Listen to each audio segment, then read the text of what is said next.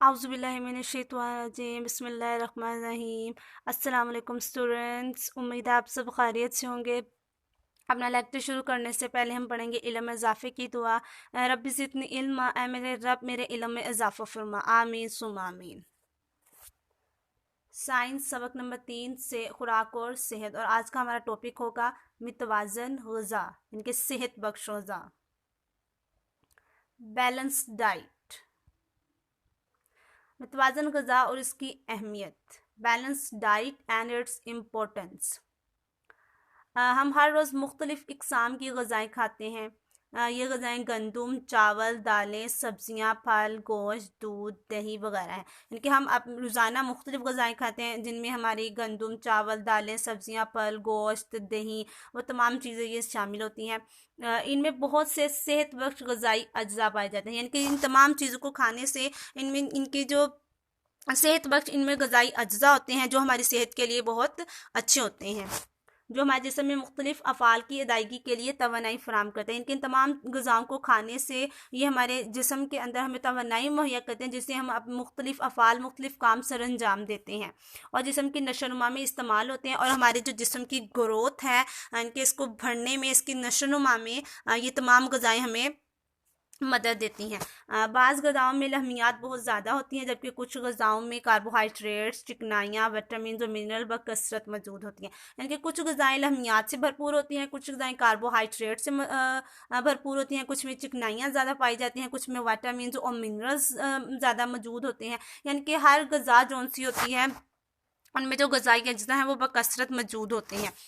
इसलिए ज़रूरी है कि मुख्तलिफ़ ग़िज़ाई ग्रोहों से मुनासिब मिक़दार में एशिया खाएँ। अब इससे हमें ये करना है कि इन तमाम चीज़ों को हमने मुनासिब मिक़दार में इस्तेमाल करना है, ताकि हमारे जिस्म की जो ग़िज़ाई ज़रूरियात हैं मुकम्मल तौर पर पूरी हो सके। यानी कि हमने ये नहीं करना है कि हम ऐसी चीज़ खा लें जिसमें सिर्फ लहमियात ही बहुत ज़्यादा और बाकी की क्वांटिटी जौन सी है वो कम हो। हमने हर जो हमारा ग्रो है उसकी मुनासिब मिक़दार अपनी खुराक में इस्तेमाल करनी है, ताकि हमारा जो ग़िज़ाई ज़रूरियात हैं वो मुकम्मल तौर पर पूरी हो सकें, हम तंदुरुस्त और तवाना रहें और जिस्म में बीमारियों के ख़िलाफ़ क़ुव्वत मदाफ़त भी पैदा हो। यानी कि जब हम मुनासिब मिक़दार में कार्बोहाइड्रेट्स, लहमियात, चिकनाइयाँ, विटामिन्स, मिनरल्स, पानी जो से वो मुनासिब मिक़दार में अपनी खुराक में उनको इस्तेमाल करेंगे, तो इससे क्या होगा, एक तो हम तंदुरुस्त और तवाना रहेंगे, दूसरा हम जो बीमारियाँ हम पर अटैक करती हैं और उनके ख़िलाफ़ लड़ने में हमें क़ुव्वत मदाफ़त मिलेगी। हम उनके ख़िलाफ़ लड़ने के लिए बिल्कुल तैयार रहे होंगे जब हमारे पास मुनासिब मिक़दार में, यानी कि हमारी जो डाइट होगी वो अगर बैलेंस है, मुतवाज़न है, तो हम इन तमाम चीज़ों से अच्छे तरीके से लड़ सकते हैं। हर इंसान के लिए सेहत बख्श ग़िज़ाई अज्जा की दरकार मिक़दार मुख्तलिफ होती है। यानी कि हर इंसान की जो ग़िज़ाई अज्जा की मिक़दार होती है वो मुख्तलिफ होती है। बच्चों की और होती है, यंगस्ट की यानी कि नौजवानों की और होती है, बूढ़ों की और होती है। यानी कि हर एक को अपनी उम्र, अपनी जिन्स और पेशे पर क्या नाम अपनी खुराक का इंसार करता है कि छोटी उम्र के बच्चों को डिफरेंट टाइप की डाइट चाहिए होती है, मर्द को किसी डिफरेंट जेंट्स यानी कि मर्द को किसी डिफरेंट टाइप की ग़िज़ा चाहिए होती है, औरत की डिफरेंट होती है।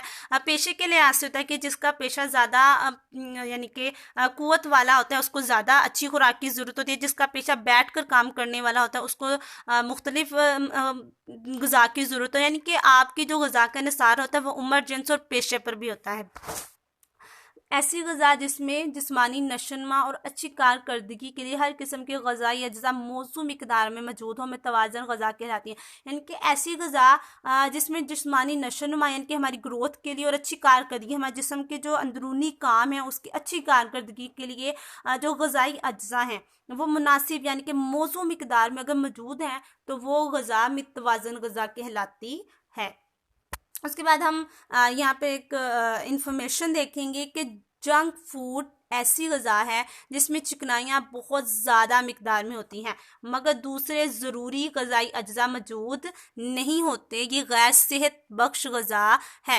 यानी कि जंक फूड, जो बाहर के खानों की बात की जा रही है, जंक फूड होती हैं जैसे कि शवारमा, बर्गर, पिज़्ज़ा, ये सब फ्राइज़, ये सब चीज़ें ऐसी हैं जिनमें चिकनाइयाँ यानी कि बहुत ज़्यादा होती हैं और जो दूसरे ज़रूरी ग़िज़ाई अज्जा हैं वो उनमें नहीं होते हैं, जिसकी वजह से ये गैर सेहत बख्श ग़िज़ा बन जाए। जो जंक फूड होते हैं ये गैर सेहत बख्श ग़िज़ा है। और सोडे की बोतलों का बहुत ज़्यादा इस्तेमाल सेहत के लिए नुकसानदेह होता है। ज़्यादा सोडे की बोतलें जो यूज़ हम करते हैं, ज़्यादा जो हम अपनी डिफरेंट टाइप्स की जो हम बोतलें पी रहे होते हैं, ये हमारी सेहत के लिए नुकसानदेह होती हैं, क्योंकि इससे हमारा जो स्टमक है, जो हमारा मैदा है, वो ख़राब होता है।